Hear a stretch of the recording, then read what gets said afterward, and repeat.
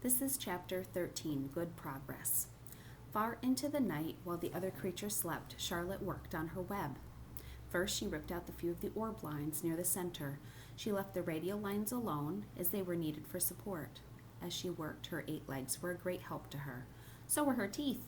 She loved to weave, and she was an expert at it. When she finished ripping things out, her web looked something like this.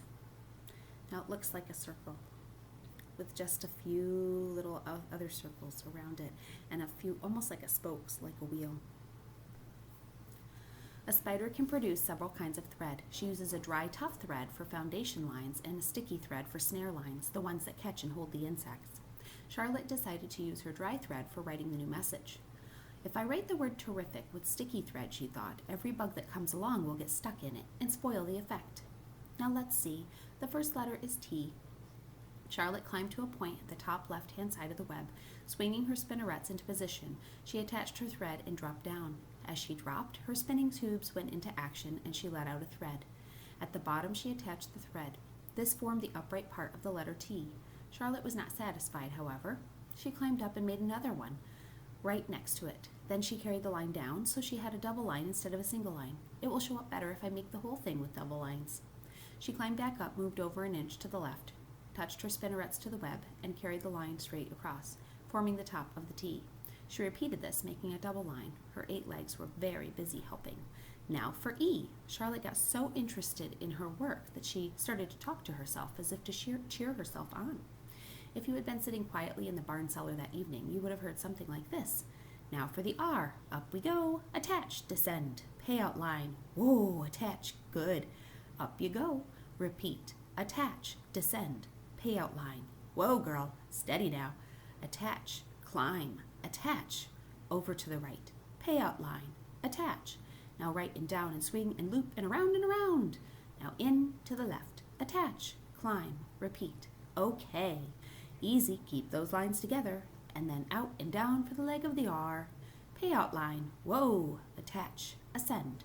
Repeat. Good girl. And so, talking to herself, the spider worked at a very difficult task. When it was completed, she felt hungry. She ate a small bug that she had been saving, and then she slept. Next morning, Wilbur arose and stood beneath the web. He breathed the morning air in his lungs. Drops of dew catching the sun made the web stand out clearly. When Lurvy arrived with breakfast, there was the handsome pig, and over him, woven neatly in block letters, was the word terrific. Another miracle. Lurvy rushed and called Mr. Zuckerman. Mr. Zuckerman rushed and called Mrs. Zuckerman. Mrs. Zuckerman ran to the phone and called the Arables. The Arables climbed into their truck and hurried over. Everyone stood at the pig pen and stared at the web and read the word over and over, while Wilbur, who felt really terrific, stood quietly swelling out his chest and swinging his snout from side to side. Terrific, breathed Zuckerman in joyful admiration. Edith, you better phone the reporter in the Weekly Chronicle and tell him what's happened. He will want to know about this. He may want to bring a photographer. There isn't a pig in the whole state that is as terrific as our pig. The news spread. People who journeyed to see Wilbur when he was some pig had come back again to see him as terrific. That afternoon, when Mr. Zuckerman went to milk the cows and clean out the tie-ups, he was thinking about the wondrous pig that he owned. Lurvy, he called, there's going to be no more cow manure thrown down in that pig pen. I have a terrific pig. I want that pig to have a clean, bright straw every day for his bedding. Do you understand? Yes, sir, said Lurvy. Furthermore, said Mr. Zuckerman, I want you to build a crate for Wilbur. I've decided to take him to the county fair on September the 6th. Make that crate large and paint it green with gold letters. What will the letters say? Asked Lurvy. They should say, Zuckerman's famous pig. Lurvy picked up a pitchfork and walked away to get clean straw. Having such an important pig was going to mean plenty of extra work. He could see that. Below the apple orchard at the end of the path was the dump where Mr. Zuckerman threw all sorts of trash that nobody wanted. And here in a small clearing hidden by young alders and raspberry bushes was an astonishing pile of bottles and empty tin cans, dirty rags, bits of metal, broken bottles, broken hinges and broken springs, and dead batteries, and last month's magazines and old discarded dish mops and tattered overalls, rusty spikes, leaky pails, and forgotten stoppers, and useless junk of all kinds, including a wrong-sized crank for a broken ice cream freezer. Templeton knew the dump, and he liked it. There were good hiding places, excellent cover for a rat, and usually a tin can with food still clinging to the inside. Templeton was down there now, rummaging around, and when he returned to the barn, he carried in his mouth an advertisement he had torn from a magazine. "How's this?" he said, showing it to Charlotte. "It says crunchy. Crunchy would be a good word to write in your web." "Just the wrong idea," said Charlotte. "Couldn't be worse.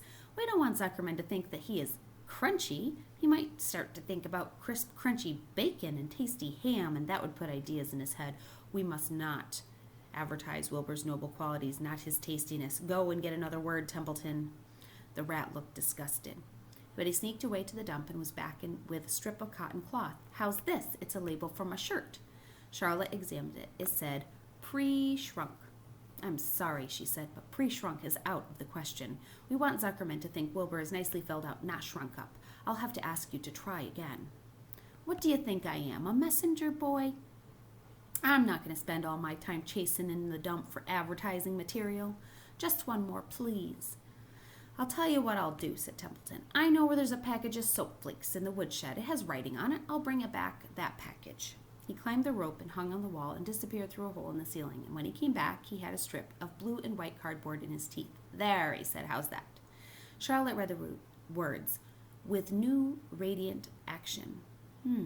What does it mean?" asked Charlotte, who had never used soap flakes before. "How should I know?" said Templeton. "You asked for words and I brought them. I suppose the next thing you want is the dictionary." Together they studied the soap ad. "With new radiant action," repeated Charlotte slowly. "Wilbur," she called. Wilbur, who was asleep in the straw, jumped up. "Run around," said Charlotte. "I want to see you in action and see if you are radiant." Wilbur raced to the end of his yard. "Now back again, faster," said Charlotte. Wilbur galloped back. His skin shone, his tail was tight and had a curl in it. "Jump in the air," said Charlotte. Wilbur jumped as high as he could. "Keep your knees straight and touch the ground with your ears," said Charlotte. Wilbur obeyed. "Do a backflip with a half twist," said Charlotte. Wilbur went over backwards, writhing and twisting. "Okay, Wilbur," said Charlotte, "you can go back to sleep." "All right, I guess the soap ad will do. I'm not sure Wilbur's action is exactly radiant, but it is interesting." "Actually," said Wilbur, "I feel radiant." "Do you?" said Charlotte, looking at him with affection. "Well, you're a good little pig, and radiant you shall be." I'm in this thing pretty deep now. I might as well go the limit." Tired from his romp, Wilbur lay down in the clean straw. He closed his eyes. The straw seemed scratchy, not as comfortable as the cow manure, which was always delightfully soft to lie in, so he pushed the straw to his side and stretched out in the manure. Wilbur sighed. It had been such a busy day, his first day of being terrific. Dozens of people had visited his yard in the afternoon, and he had to stand and pose, looking terrific as he could. And now he was tired. Fern had arrived and seated herself quietly at the stool in the corner. "Tell me a story, Charlotte," said Wilbur as he lay down for sleep. "Tell me a story." So Charlotte, although she was tired, did what Wilbur wanted. "Once upon a time," she began, "I had a beautiful cousin who managed to build her web across a small stream. One day a tiny fish leaped into the air and got tangled in the web. My cousin was very surprised, of course. The fish was thrashing wildly. My cousin hardly dared to tackle it, but she did. She swooped down through great masses of wrapping material around the fish and fought bravely to capture it." "Did she succeed?" asked Wilbur. "It was a never-to-be-forgotten battle," said Charlotte. "There was the fish caught only by a fin, and its tail wildly thrashing around and shining in the sun. And there was the web sagging under the weight of the fish." "How much did the fish weigh?" said Wilbur. "I don't know," said Charlotte. "That was my cousin, slipping in, dodging out, beating mercilessly over the head by a wild thrashing fish, dancing in, dancing out, throwing her threads and fighting hard. First she threw a left around the tail, the fish lashed back. Then the left to the tail and the right to the midsection, the fish lashed back. Then she dodged the one side, threw a right, and the other side the fin, then the hard to the head, and the web swayed and stretched."